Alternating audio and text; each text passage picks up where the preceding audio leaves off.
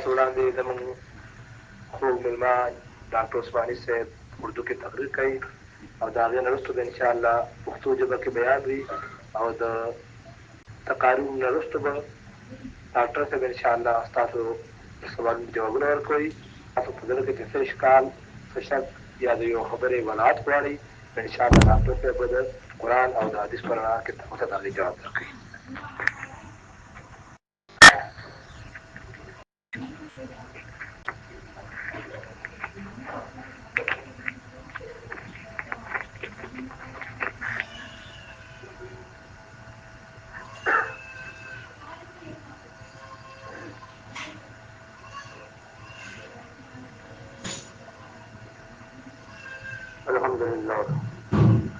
الحمد لله نحمده ونستعينه ونعوذ بالله من شرور انفسنا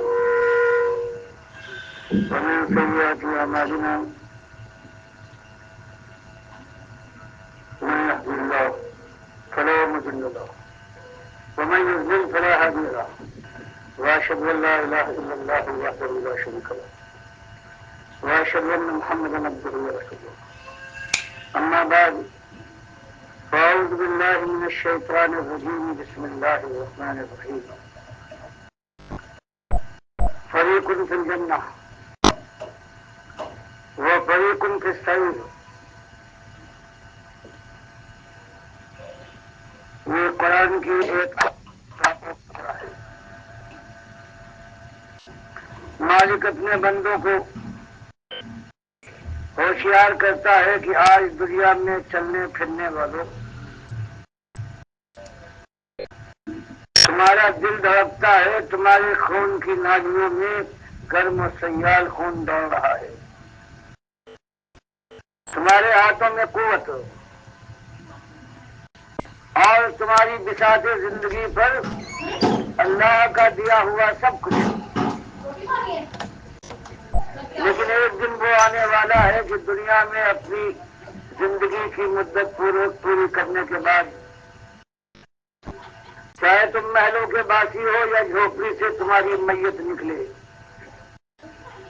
پھر یہ چار اونچے نیچے کاندھے اس پر سوار ہو گئے اور ویرانے میں زمین کے گڑھے کے اندر تم کو لوگ داخل کرنے کے بعد واپس آ جائیں گے، پھر کوئی خیریت کو نہ پہنچے گا. اس لیے دو ہی باتیں،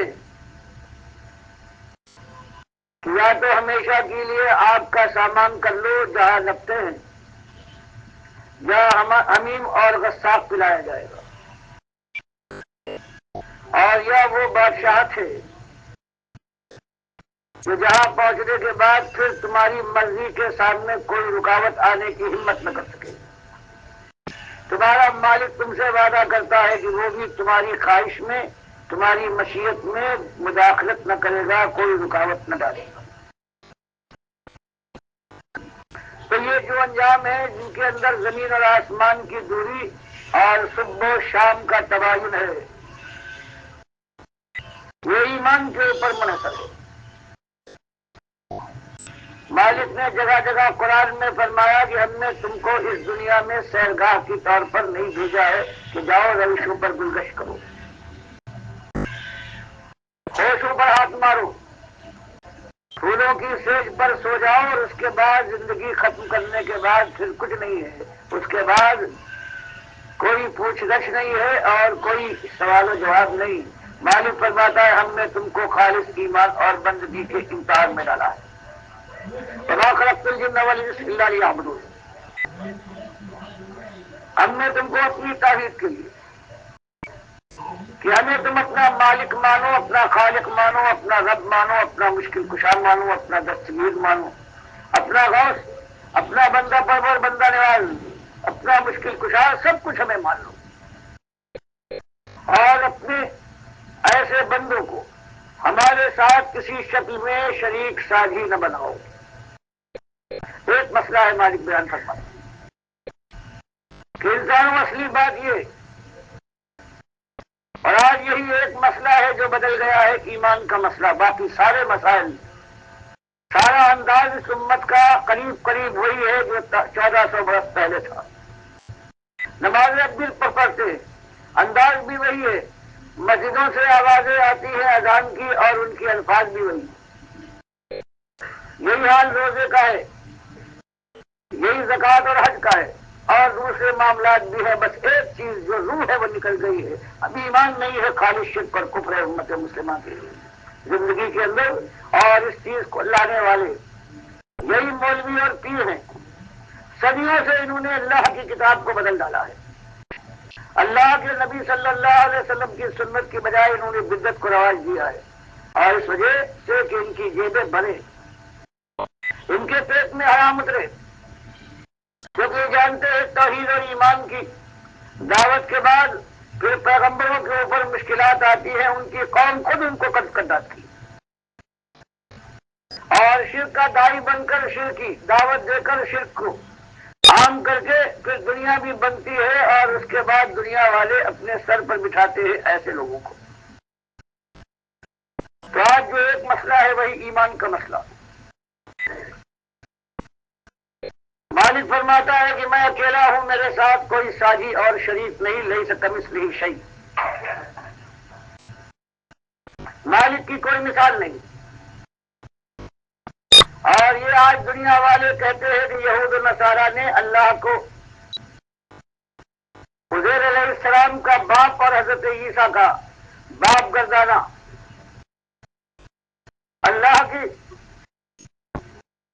اولاد بنائی اور اللہ نے ان کے لیے ان کے مشرکوں کو کہا کہ پروردگار کے ساتھ وہ ظلم کر رہے ہیں کہ آسمان ان پر پھٹ پڑے، زمین شق ہو جائے اور پہاڑ کھڑے کھڑے ریزہ ہو جائے تو کچھ دور اور بعید نہیں. اور یہ مسلمان امت ان کے بڑوں نے، چاہے وہ مجدد ثانی ہو اور چاہے حکیم الامت ہو، انہوں نے بتایا کہ ہاں اللہ کے نبی صلی اللہ علیہ وسلم اللہ کی ذات کے ٹکڑے ہیں، اللہ نور کا ہے اور اسی نور کا ایک ٹکڑا کاٹ کر محمد صلی اللہ علیہ وسلم کو بنایا گیا ہے. یہ ظلم دیکھے اللہ کے ساتھ. اور اللہ کے نبی صلی اللہ علیہ وسلم جو اس چیز کو مٹانے آئے تھے ان کو اللہ کے ساتھ شریک ٹھہرا دیا گیا. کہو کس نے کیا ہے؟ کسی عام آدمی نے. وہ جو مجدد ثانی کہلاتے ہیں اپنے مکتوبات میں لکھتے ہیں کہ اللہ کے نبی صلی اللہ علیہ وسلم کی پیدائش عام انسانوں کی پیدائش کی طرح سے نہیں ہے، آپ اللہ کے نور کے ٹکڑے ہیں. اسی کو حکیم الامت اشرف علی تھانوی نے اپنی کتاب مشروطیب میں لا کر ثابت کر دیا. جہاں ہم اللہ کے ساتھ اللہ کے نبی صلی اللہ علیہ وسلم کو ذات میں شریک مانتے ہیں اور ہم اس پر فخر کرتے ہیں. اللہ اس چیز کو شرک کو گالی سمجھتا ہے. بخاری کی حدیث میں ہے کہ اللہ تعالیٰ ارشاد فرماتا ہے ابن آدم شتمنی، یہ آدم کی اولاد یہ مجھے گالی دیتی، میرے ساتھ جب میرے بندے کو ساتھی اور شریک بناتی ہے، چاہے ذات میں، چاہے میری صفات میں، چاہے میرے اختیارات میں، چاہے میرے حقوق میں. اور اس امت کے یہ لوگ کس طرح سے اللہ کے ساتھ ذات کا شرک کرتے ہیں. اور اس سے بڑی بات یہ کہ کوئی شبلی کا نام لیتا ہے، کوئی جنید کا، کوئی ابراہیم ادہم کا، کوئی رابعہ بصری کا، اور ان کی تعریفیں ہو رہی ہیں. حالانکہ ان لوگوں نے جو نظریہ ایجاد کیا ہے وہ یہ ہے کہ دنیا کی ہر چیز اللہ کی ذات کا ٹکڑا ہے. بتاؤ اس سے بڑا شرک کا کوئی نظریہ ہو سکتا ہے دنیا میں؟ یہ جن کا ہے اگر 10,000 یا 10 لاکھ ٹکڑے میں پیس کر اسے الگ کر دے تو ہر حصہ جو ہے وہ اللہ کی ذات کا ٹکڑا ہے. اور حضرت یہ خانقاہ والے یہ بھی اللہ کی ذات کے ٹکڑے ہیں. اور بیان کرنے والوں کا عالم دیکھو، بیان کرتے ہیں ہمارے شاہ ولی اللہ جو مجدد کہلاتے ہیں کہ دین ان کے ذریعے سے اس ملک میں آیا ہے. ہندوستان اور پاکستان کے اندر قرآن و حدیث کا علم انہوں نے عام کیا ہے. یہ بتاتے ہیں کہ میرے باپ عبد الرحیم لکھتے ہیں انفاس العارفین میں کہ وہ جا رہے تھے، دیکھا کہ ایک پارٹی ایک گروہ کسی طرف رواں دوا ہے، ان سے ملاقات ہوتی ہے، پوچھتے ہیں کہ بھائیو آپ حضرات کس تلاش میں ہیں، کہاں جا رہے ہیں؟ وہ لوگ بتاتے ہیں کہ ہم اللہ کو دیکھنے چاہ رہے ہیں، ان سے ملاقات کرنے۔ تو کہتے ہیں میرے باپ عبد الرحیم نے ان سے کہا کہ تم نے بڑی اچھی قسمت پائی ہے، پھر ان کو نماز پڑھائی امامت کرنے کے بعد، اور پھر ان سے کہا کہ تم اللہ سے ملاقات کرنے جا رہے تھے، یہ جس نے نماز پڑھائی ہے یعنی میں وہی تو ہوں، اس سے ملاقات کرو۔ کہنے لگے ایک دن پروردگار عالم نے اپنے فرشتوں سے خطاب کیا اور کہا میرے بندے عبد الرحیم یعنی شاہ ولی اللہ کے باپ کو تلاش کرو۔ تو فرشتے تلاش میں لگ گئے، دنیا میں چھان مارا انہوں نے، عبد الرحیم نظر نہ آئے، آسمانوں کے گوشے گوشے کی تلاشی لی، وہ فرشتے نہ پا سکے۔ جنت میں گئے اور وہاں بھی عبد الرحیم شاہ ولی اللہ کے باپ نہ ملے۔ جب فرشتے مایوس واپس آئے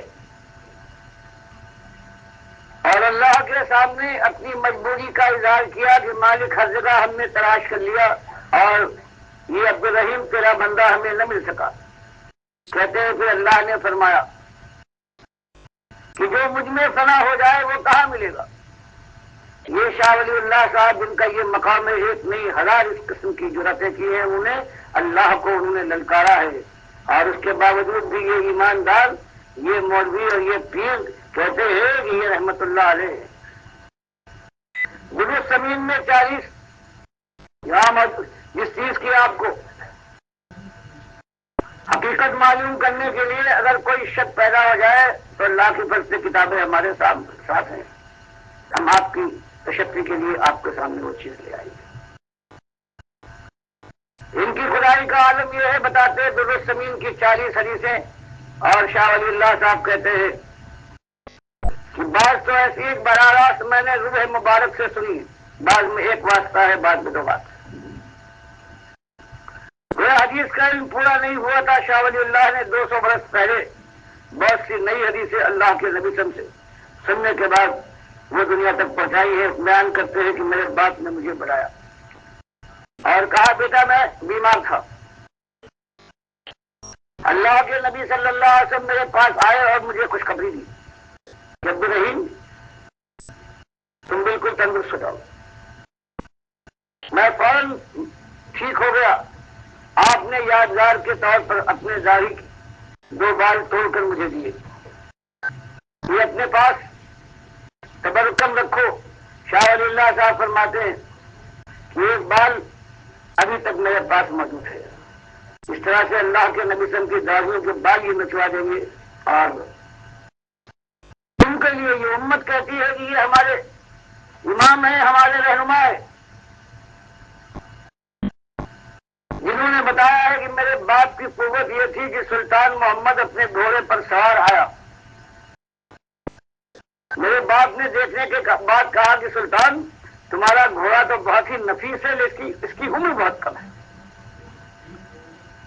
شاہ ولی اللہ صاحب فرماتے ہیں کہ سلطان محمد نے کہا کہ حضرت کچھ ایسا نہیں ہو سکتا کہ میری بیوی ہے، میں اس سے بہت نالا ہوں، کیا ایسا نہیں ہو سکتا کہ گھوڑے کی عمر اس کو مل جائے اور بیوی کی جو میری عمر ہے وہ گھوڑے میں تبدیل ہو جائے؟ اگر شاہ اللہ صاحب لکھتے ہیں فارسی کی کتاب میں کہ تبسم کر، کہ آپ مسکرائے میرے باپ، اور کہا یہی ہو جائے گا۔ کچھ دنوں کے بعد حال یہ ہوا کہ بیوی اس کی مر گئی اور گھوڑا زندہ رہا، سلطان محمد نے اس کو بیچ کر بڑا نفع کمایا۔ تو یہ وہ لوگ ہیں جب توحید اس امت کی ذہن اور خیال سے نکال دی گئی، اور جب یہ اتحاد کا مسئلہ آ گیا کہ اللہ کی ذات کی ہر چیز جو ہے اس میں شریک اور سہیم ہے، اب توحید باقی نہیں رہی کہ لیس کمثلہ شیء کے مقابلے میں جب یہ آ گیا لا موجود الا اللہ، کہ اللہ کے علاوہ کوئی اور موجود نہیں ہے۔ یہ کتا بھی، یہ بلی بھی، اسی لیے جو ان کے بڑے لوگ ہیں اگر کتا بولتا ہے تو کہتے ہیں لبیک۔ لوگوں نے پوچھا حضرت یہ تو کتے کی آواز ہے لبیک، آپ نے اس پر کہا تو جواب ملا ایک ہی آواز جو میں سنتا ہوں وہ میرے اس کی مالک کی آواز ہے، جس کا ساتھ اس کے ساتھ میں بھی شریک ہوں۔ تو یہ ایک چیز یہ آئی، اور دوسری چیز یہ آئی قبر پرستی کے لیے کہ نبی صلی اللہ علیہ وسلم نے 5 دن پہلے جندب رضی اللہ تعالیٰ عنہ کہتے ہیں کہ آپ نے ہم سے خطاب کیا اور کہا الا من کان قبلکم كانوا يتخذون قبور انبیائهم وصالحین مساجدا الا فلا تتخذوا القبور مساجدا ان نهاكم عن ذلك۔ کہ اللہ کے نبی صلی اللہ علیہ وسلم کو جو اللہ نے علم دیا تھا کہ امت جو کتابی امتیں ہوتی ہیں ان کے اندر یہ شرک داخل ہوتا ہے یہ قبروں کے ذریعے سے۔ اللہ کے نبی صلی اللہ علیہ وسلم نے جہاں 5 دن پہلے مسلم کی حدیث میں یہ آتا ہے وہاں بخاری اور مسلم بیان کرتے ہیں کہ آپ نے آخری مرض الموت کا عالم ہے۔ حضرت عائشہ فرماتی ہے کبھی اپنی چادر کو اپنے چہرے سے دور پھینک دیتے کبھی پھر اوڑھ دیتے، یہ پریشانی اور یہ شدت ہے۔ لیکن زبان پر ایک بات ہے لعن اللہ الیہود والنصارى اتخذوا قبور انبیائہم مساجدا، لعنت ہو یہود و نصارہ پر، انہوں نے اپنے انبیاء کی قبروں کو سجدہ گاہ بنا لیا ہے، ان کے عرس منائے، میلے کیے، وہاں سجدہ کیا، وہاں پھیرے لگائے، وہاں انہوں نے طواف کیا، وہاں چادر چڑھائی، اور وہاں جانے کے بعد انہوں نے مناجات کی اور ان کے سامنے جا کر اپنی بتائیں بیان کی۔ تب اللہ نے ان کو مشرک بنایا ہے اور پھر اس کے بعد دنیا میں ذلیل کیا ہے اور آخرت میں جہنم کی آگ ان کے لیے تیار ہے۔ تو پہلی چیز آپ نے دیکھی یہ اتحاد کا فلسفہ آیا، جس نے شرک کو اس طرح سے ذات کے شرک کو اس طرح سے عام کیا، اور نور کے فلسفے سے ان علماء نے صوفیوں نے اپنے اس فلسفے سے اور نور کے ذریعے سے ان آباد میں جو علماء کہلاتے ہیں اس طرح سے اب کسر باقی رہ گئی تھی اس امت کو برباد کرنے کے لیے، شرک کے لیے، وہ قبر پرستی تھی۔ قبر پرستی کی بنیاد مہیا فرما دی اسی امت کے عالم نے کہ مرنے کے بعد اللہ فرمائے کہ یہ جو مردے ہیں یہ اموات ہیں غیر احیاء، ان کے اندر جان کی رمق نہیں ہے۔ وما یشعرون ایان یبعثون، ان کو اپنی خبر نہیں ہے کہ کب یہ قبروں سے اٹھائے جائیں گے، اللہ تعالیٰ کب ان کو زندہ کرے گا، قیامت کب آئے گی۔ کبھی مالک فرمایا ثم انکم بعد ذلک لمیتون ثم انکم یوم القیامۃ تبعثون، کہ زندگی کے بعد تمہیں موت آنی ہے اور موت کے بعد پھر قیامت کے دن پھر روح تمہارے اس جسم میں واپس آئے گی اور پھر تم اٹھو گے۔ لیکن ہمارے کام فرماؤں نے صبح منہج کے کل آشنا قلب کی طرح سے انہوں نے یہ نظریہ پیش کیا، جھوٹی روایتیں، شیعوں کی روایتیں لا کر کہ مردہ اس قبر میں جانے کے بعد زندہ ہو جاتا ہے، قیامت تک زندہ رہے گا۔ اللہ کی کتاب، اللہ کے نبی صلی اللہ علیہ وسلم کو انہوں نے جھٹلایا، اور سب سے پہلے ہوشیاری کے ساتھ اللہ کے نبی صلی اللہ علیہ وسلم کو زندہ کیا۔ حالانکہ اللہ کے نبی صلی اللہ علیہ وسلم فرماتے ہیں بخاری کی حدیث میں کہ جب جبریل اور میکائیل علیہ السلام نے دوزخ اور جنت کا مشاہدہ کروایا اور اس کے بعد جنت الفردوس کو دیکھ کر میں نے بڑی تعریف کی، تو ان دونوں نے کہا کہ ذرا اپنے سر کو اوپر اٹھائیے۔ جب میں نے سر کو اوپر اٹھایا تو ساری جگہوں سے اچھی جگہ مجھے نظر آئی۔ میں نے کہا یہ کس کی جگہ ہے؟ دونوں فرشتوں نے کہا یہ آپ کی جگہ ہے۔ اللہ کے نبی صلی اللہ علیہ وسلم فرماتے ہیں کہ پھر ان سے میں نے کہا جب میری جگہ ہے مجھے چھوڑو، میں اس میں داخل ہو جاؤں، اپنا مکان ہے۔ انہوں نے جواب دیا کہ ہے تو آپ کی جگہ، لیکن ابھی آپ کی دنیاوی عمر کی ایک مدت باقی ہے، اس کو پوری کر لے تو آپ یہاں داخل ہو جائیں۔ تو اللہ کے نبی صلی اللہ علیہ وسلم تو یہ کہیں کہ میں وفات کے بعد جنت الفردوس میں شہداء کے مقام سے بھی اونچا جو مقام ہے وہاں میں داخل ہو جاؤں گا۔ آج یہ امت کے ان اماموں نے، ان مجتہدوں نے، ان مجددوں نے پہلے اللہ کے نبی صلی اللہ علیہ وسلم کو قبر میں زندہ کیا اور اس کے بعد ہر ایک کو زندہ کر ڈالا۔ اللہ کی کتاب، اللہ کے نبی صلی اللہ علیہ وسلم کی حدیث کا انکار کیا، اور صحابہ اس بات پر متفق ہو گئے تھے نبی صلی اللہ علیہ وسلم کی وفات پر کہ اللہ کے نبی صلی اللہ علیہ وسلم وفات پا چکے ہیں اور قیامت سے پہلے اس دنیا میں نہیں آ سکتے۔ ان سب کا انکار کر کے یہ قبروں کا مردہ زندہ کیا گیا۔ پھر اللہ کے نبی صلی اللہ علیہ وسلم نے منع فرمایا تھا کہ دیکھو اس قبر کو مٹی رہنے دینا، اس میں چونا گج لگا کر اس کو پکا کر کے پتھر نہ بنا۔ تو انہی لوگوں نے اس کو پتھر بنوایا، اور ہندو کا مہاراج کھڑا پتھر تھا، گنیش کہلاتا ہے، ارجن اور رام لکشمن کے نام سے یاد کیا جاتا ہے۔ وہ اولاد تھا، اور یہ پڑا ہوا پتھر مسلمانوں نے، ان کے علماء نے، ان کے شیوخ نے پڑے پتھر کو مہاراج کی جگہ پر حضرت کا نام دیا، اور اگر وہ مہاراج گربچن سنگھ جاتا ہے اپنے پتھر اور کھڑے مہاراج کے پاس تو کہتا ہے کہ میں درشن کو جا رہا ہوں مہاراج کی، اور یہ مسلمان جاتا ہے اپنے مہاراج کے درشن کو لیکن نام کہتا ہے کہ میں زیارت کے لیے جا رہا ہوں حضرت کی۔ اور موتی لال نہرو جو جواہر لال کا باپ تھا، سن 20 کے قریب جب ہندوستان میں سنگھن اور شدھی کی تحریک اٹھائی تھی خلافت کی ناکامی کے بعد،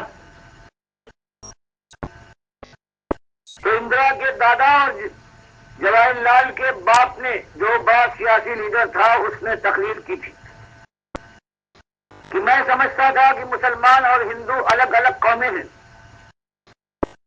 اور ان میں کبھی میل نہیں ہو سکتا، ہمیشہ جنگ رہے گی، لیکن جب سے میں نے اجمیر کا عرس دیکھا ہے میں نے اپنا خیال بدل دیا کہ وہ غلط خیال تھا۔ ہندو اور مسلمان کے مذہب میں کوئی فرق نہیں ہے، صرف زبان کا فرق ہے۔ ہندو وہی بات کرتا ہے تو اس کو ہندی میں اور سنسکرت میں اس کو بیان کرتا ہے، اور مسلمان وہی کام، وہی عقیدہ ہے، وہی عمل کرتا ہے، لیکن وہ اردو اور فارسی اور عربی بولتا ہے، ورنہ ان کے اندر کوئی فرق نہیں۔ اور کیسی سچی بات کہی۔ پتھر دونوں ہیں، کھڑے اور پڑے کا فرق ہے۔ ایک کا نام مہاراج ہے، دوسرے کو حضرت کہتے ہیں۔ ایک کے پاس جائے گا وہ مہاراج کو دونوں ہاتھ جوڑ کر وہ پرنام کہے گا، اور یہ مسلمان جائے گا دونوں ہاتھ یہ بھی اٹھائے گا اور کہے گا کہ سلام۔ وہ وہاں پر دنڈوت کر کے سجدہ کرے گا اپنے گنیش کا، اور یہ اپنے حضرت کی قبر اور پڑے ہوئے پتھر کے سامنے جا کر اپنا ماتھا ٹیکے گا اور کہے گا سجدہ تعظیمی ہے۔ وہ پھیرے لگاتا ہے اپنے کھڑے بابا پتھر کے مہاراج کے، اور یہ پڑے ہوئے بابا کے چکر لگا کر طواف کرتا ہے۔ وہ بھجن گاتا ہے، یہ قوالی ارشاد فرماتا ہے۔ وہ وہاں سے پرساد لاتا ہے اور یہ تبرک لے کے آتا ہے۔ تو بتاؤ دونوں میں کوئی فرق اللہ کے بندوں؟ پھر کیا کہا جاتا ہے کہ ہندوؤں کے بستروں پر 40 سال سے ہماری ماں اور بہنیں ناجائز اولادیں پیدا کروا رہی ہیں۔ تو آخر بات کیا ہے؟ اللہ تو فرماتا ہے صرف ایک ایمان کا مسئلہ ہے۔